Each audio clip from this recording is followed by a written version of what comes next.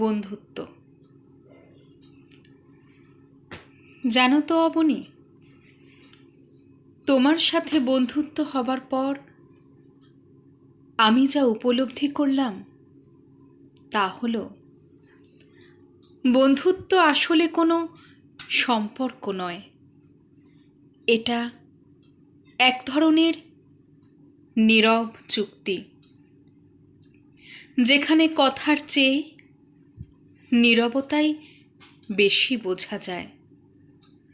বন্ধুত্বে দরকার পড়ে না প্রতিদিনের দেখা অথবা প্রতিদিনের কথা।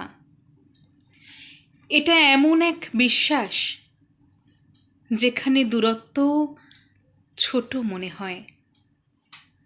বন্ধু সে নয় যে তোমার সুখে পাশে থাকে, বরং যে তোমার ভাঙনের শব্দটি শুনে চুপচাপ পাশে বসে থাকে, কিছু না বলেও সব বলে ফেলে।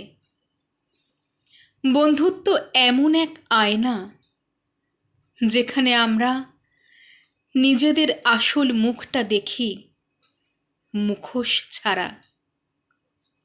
সময়, ব্যস্ততা, অভিমান এসব বন্ধুত্বের সামনে ভীষণ ছোট হয়ে যায়, কারণ সত্যিকারের বন্ধুত্ব কোনো সময়ের নয়, কোনো পরিস্থিতিরও নয়।